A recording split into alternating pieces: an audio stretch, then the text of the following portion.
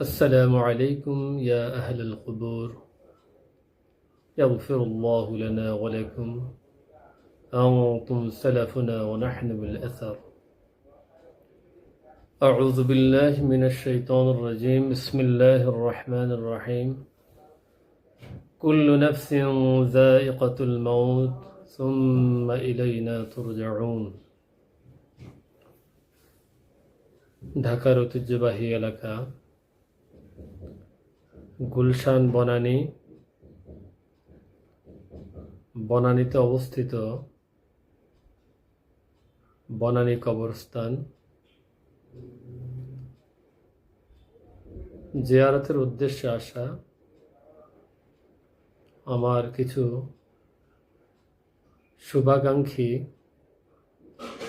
এখানে শায়িত আছেন। মাঝে মধ্যে আমি আসি, যখন ওনাদের কথা স্মরণ হয় তখন একটু জিয়ারত করতে আসি। আর পুরান ঢাকা আজিমপুর কবরস্থানে সেখানে আমার উস্তাদ মাওলানা কারি ওবায়দুল্লাহ রহমতুল্লাহ আলাই তিনি শায়িত আছেন। সেখানে গেলে ওনারও কবরটাও জিয়ারত করে আসি। তো কবর জিয়ারত করা মূলত আল্লাহ রসুল সাল্লাল্লাহু আলাইহি সাল্লামের সুন্নাত। তিনিও কবর জিয়ারত করতেন, জান্নাতুল বাকি, জান্নাতুল মুআল্লা।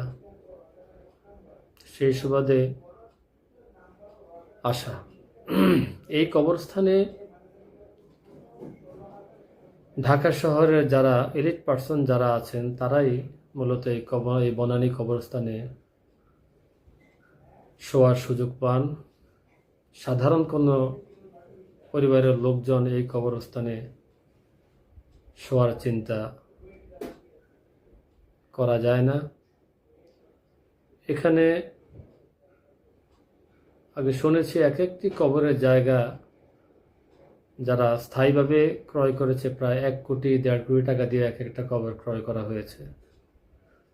এখানে কবর কেনাটা অত্যন্ত ব্যয়বহুল। যাক, সেদিকে না যাই। এই কবরস্থানে শায়িত আছেন ঢাকা শহরে যারা ধনাঢ্য ব্যক্তিবর্গ, রাজনৈতিক ব্যক্তিত্ব, বুদ্ধিজীবী, কলামিস্ট, সাংবাদিক, কবি, সাহিত্যিক, বড় বড় শিল্পপতি। এই সমস্ত লোকরা সাধারণত এই কবরস্থানে কবরের সুযোগ পান। আজকে তারা সবাই আমাদের মুখাপেক্ষী। আজ আমরা তাদের জন্য যদি কিছু দোয়া পাঠাই, তাদের মাগফিরাত কামনা করি, সেটাই তাদের একমাত্র প্রাপ্য। আমাদেরকে দেওয়ার মতো তাদের কাছে কিছুই নেই, কিন্তু আমরা দেওয়ার মতো অনেক কিছু তাদের জন্য আছে। তো কবরস্থানে আসলে মূলত সবার মধ্যে একটি পরকালীন একটা চিন্তা ভাবনা চলে আসে। মানুষ যতই শক্ত হৃদয়ের অধিকারী হোক না কেন, মানুষ যতই খারাপ হোক, কবরস্থানে আসলে মনটা একটু বিগলিত হয়ে যায়। তাই সকলের প্রতি আহ্বান, আপনারাও মাঝে মাঝে কবরস্থানে যাবেন। গেলে অন্ততপক্ষে আল্লাহর কথা, পরকালের কথা খেয়াল হবে। নিজে মন্দ কাজ করলেও মন্দ কাজগুলো পরিহার করে ভালো পথে চলার চেষ্টা করব।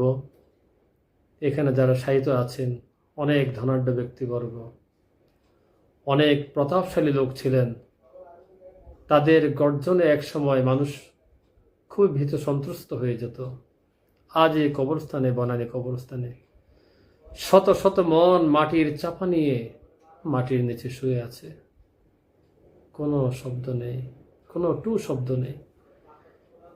এইগুলো তো আমাদের বেলায় হবে। আল্লাহ পাক যেন তার সাথে সাক্ষাৎ করার আগে যেন আমাদেরকে পরিশুদ্ধ করে তার সাথে সাক্ষাৎ করার তৌফিক আমাদেরকে তিনি দান করেন। আল্লাহর কাছে সবসময় এই কামনাই করি, তিনি যেন আমাদেরকে মৃত্যুটা দেন।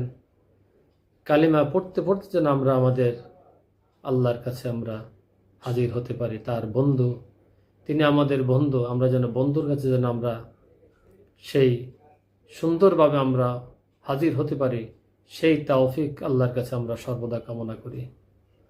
আল্লাহ পাক আমাদেরকে সহি বুঝ দান করুন এই আশাবাদ ব্যক্ত করে